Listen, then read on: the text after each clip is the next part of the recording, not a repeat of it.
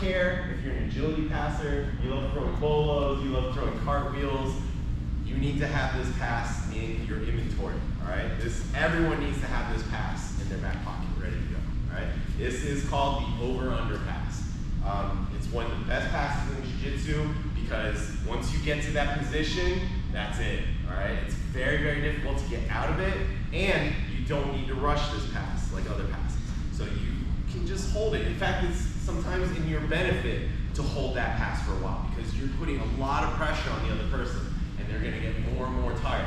So yeah, you can probably pass in a few seconds, but like I said, if you hold this pass, they're gonna be exhausted. By the time you do pass, they're not gonna have any energy to stop your submissions or whatever else you wanna do to them, okay? So to get to the position is probably the hardest part. And when I say hard, I mean like you actually have to move a little bit fast. Everything else is slow and steady, but this part, you gotta move a little bit faster, okay? So your teammate's playing with open guard. All I need to do is make sure that I control his foot and I get on top of it. This is pretty much all I need, right? One hand on the opposite side is gonna shoot under, and I'm going to grab his belt, his pants, part of his gi, whatever I can get. I prefer like the pants, but that can be dangerous because if you have someone that's really trying to push away really strong, that can hurt your fingers. The belt is great, but the belt can fall off, right? So you kind of just gotta go with the flow, what's available for you, all right?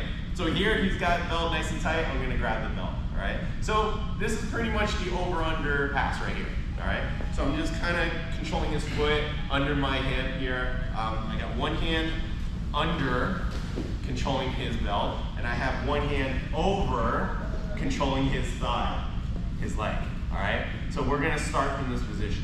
Now, we're gonna do something that just seems counterintuitive. First, I need to move him out, then I'm gonna move him back in.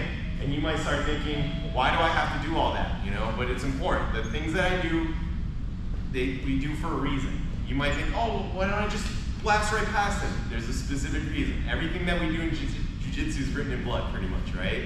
There's a reason we do all that. We don't just go for it. That doesn't mean you can't just do a fast pass and go.